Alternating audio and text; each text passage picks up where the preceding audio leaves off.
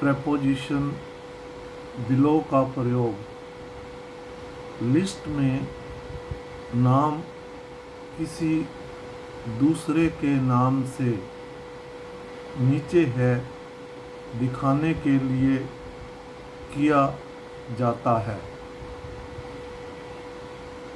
Below is commonly used to show location. Below is used as both a preposition and an adverb. List में नाम किसी दूसरे के नाम से नीचे है, उसको दिखाने के लिए बिलो प्रेपोजिशन का प्रयोग किया जाता है। उसके लिए इन द लिस्ट भी प्रयोग कर सकते हैं, ऑन द लिस्ट भी एडवांस इंग्लिश के लिए कर सकते हैं। जैसे container based view in the list, container आधारित दृश्य सूची में, क्योंकि यह दर्शाता है कि सूची एक सीमित इकाई है जो अपने आइटमों को शामिल करती है। मीन इन द लिस्ट उसमें वो आइटम शामिल किए जाते हैं। दूसरा है surface based view on the list,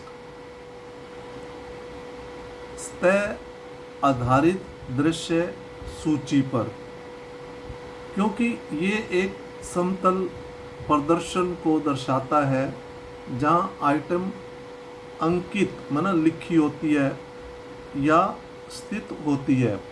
तो जैसे कोई रिजल्ट निकला उसको हम बोर्ड पे लगा देते हैं जो कि एक समतल होता है, उसमें जो आइटम है, जो आपका नंबर है, वो एक लिखा होता है समतल आधारित प्रदर्शन के लिए, जहाँ स्थित होता है सामने बोर्ड के ऊपर।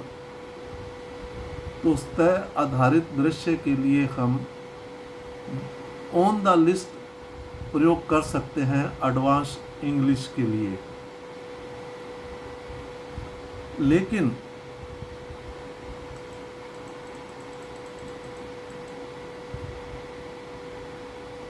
सूची पर और सूची में के बीच प्रमुख उपयोग, अब हमने ऑन द लिस्ट दिखाना है या इन द लिस्ट दिखाना है, किसी व्यक्ति के मानसिक मॉडल से संबंधित है कि सूची क्या दर्शाती है।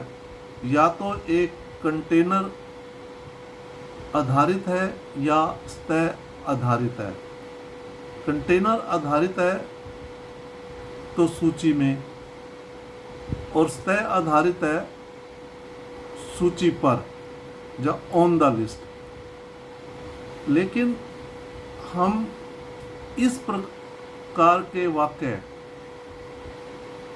जिसमें बिलो प्रेपोजिशन का कैसे प्रयोग किया जाता है, इन द लिस्ट भी कह सकते हैं और ऑन द लिस्ट भी कह सकते हैं, दोनों ठीक है।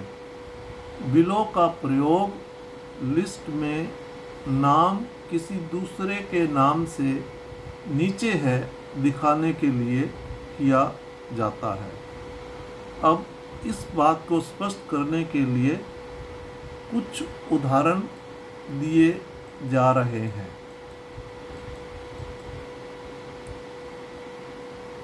सूची में आपके नाम के नीचे मेरा नाम दिखाया गया था। My name was showed below your name in the list। ये पास्ट इंडेफिनेट टेंस का पैसिव वॉइस वाक्य प्रयोग किया गया है। सूची में आपके नाम के नीचे मेरा नाम दिखाया गया था। My name was showed below your name in the list. In the list भी कह सकते हैं, ऑन द लिस्ट भी कह सकते हैं, दोनों ठीक है। अंतिम सूची में मेरा नाम आपके नाम से नीचे है। My name is below yours in the final list. अब यहाँ पर यूअर्स की जगह हम यूअर नेम भी प्रयोग कर सकते हैं। तो यूअर्स करते हैं तो इसके बाद नाउन की ज़रूरत नहीं है, लेकिन यूअर नेम करते हैं तो यूअर के बाद नेम जो एक नाउन है, तो भाव वही होता है आपके नाम से, यूअर्स का हम प्रयोग करते हैं। My name is below yours in the final list. अंतिम सूची में मेरा नाम आपके नाम से नीचे है। मैंने अपना नाम उसके नीचे लिख दिया। I wrote my name below his name. मैंने अपना नाम उसके नीचे लिख दिया। तो इस प्रकार के वाक्य जो आए तो उसके लिए बिलो प्रेपोजिशन का प्रयोग किया जाता है कि मेरा नाम उसके नीचे है।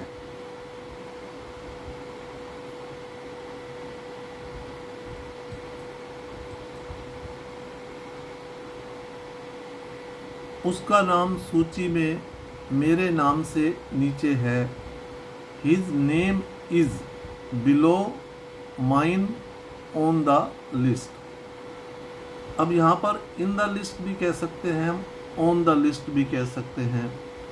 और माइन का मतलब ही है कि मेरा नाम, या माई नेम भी कह सकते थे। जब माइन लिखते हैं तो उसके बाद नाउन लगाने की ज़रूरत नहीं है। अगर माई लिखते हैं तो नाउन लगाना पड़ेगा, माई नेम। तो इस प्रकार के वाक्य आए तो बिलो प्रेपोजिशन का प्रयोग किया जाता है। उसका नाम सूची में मेरे नाम से नीचे है। His name is below mine on the list.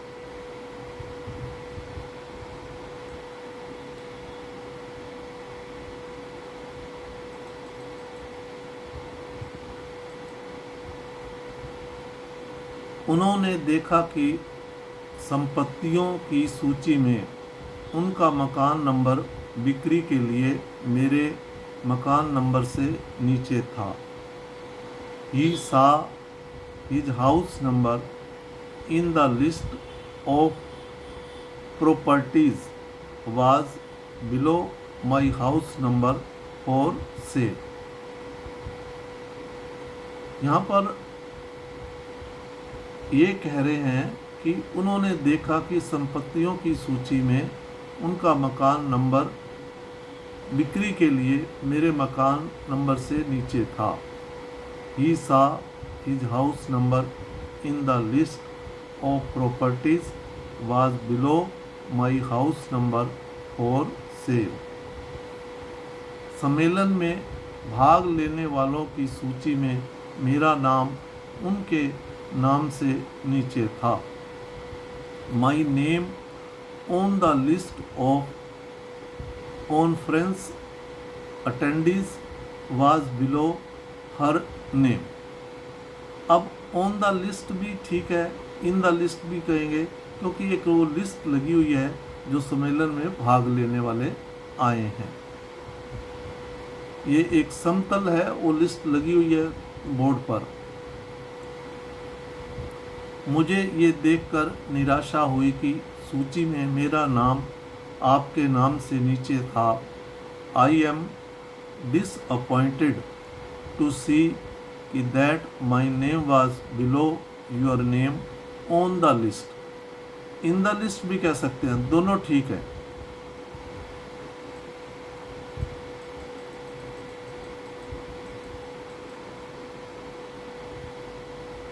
Nobel पुरस्कार की सूची में राहुल का नाम मेरे नाम से नीचे है। Rahul's name is below my name on the short list for the Nobel prize. दोनों नाम मेरे नाम के नीचे सूची में शामिल थे। Both names were included in the list below my name. ये भी पास्ट इंडेफिनिट टेंस का पैसिव वॉइस यूज़ किया गया है।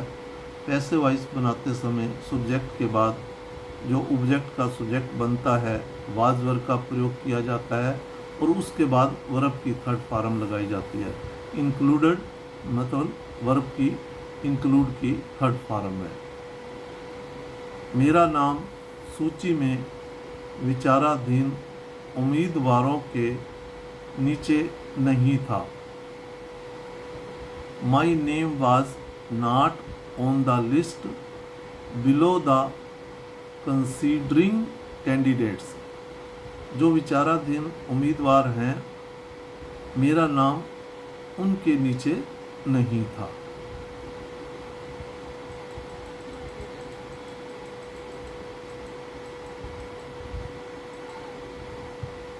एक प्रतिष्ठित पुरस्कार के लिए फाइनलिस्ट की सूची में आपका नाम मेरे नाम से नीचे था। Your name in the list of finalists for a prestigious award was below my name. एक प्रतिष्ठित पुरस्कार के लिए फाइनलिस्ट की सूची में आपका नाम मेरे नाम से नीचे था। Your name in the list of finalists for a prestigious award was below my name. अतिथि सूची में किसी का नाम आपके नाम से नीचे था। Someone's name on the guest list was below yours. अब यहाँ यूअर्स आ गया, इसका मतलब भी वही है आपके नाम, या यूअर नेम भी हम कह सकते थे। नोबल पुरस्कार के लिए शॉर्ट सूची में उनका नाम मेरे नाम से नीचे है। Her name on the short list is below my name for the Nobel prize. यहाँ हम इन द लिस्ट भी कह सकते हैं, ऑन द लिस्ट भी कह सकते हैं। तो इस प्रकार सूची में आपका नाम मेरे नाम से नीचे है को दिखाने के लिए बिलो प्रेपोजिशन का कैसे प्रयोग किया गया है, कुछ वाक्यों का उदाहरण दिया गया है, ताकि इस प्रकार के वाक्य अगर आएँ तो आपको बनाने में आसानी रहे। मैंने छोटी सी कोशिश हिंदी में बताने की है, ताकि ग्रामीण बच्चों को जो दूर दराज इलाकों में रहते हैं उनको आसानी रहे इस प्रकार के वाक्य बनाने में। वो बच्चे बहुत इंटेलिजेंट होते हैं, इसलिए आपसे नम्र निवेदन है अपने जान पहचान के बालक बालिकाओं को जो दूर दराज ग्रामीण इलाकों में रहते हैं उनको शेयर एज ए विद्यादान के रूप में ज़रूर करें। जय हिंद।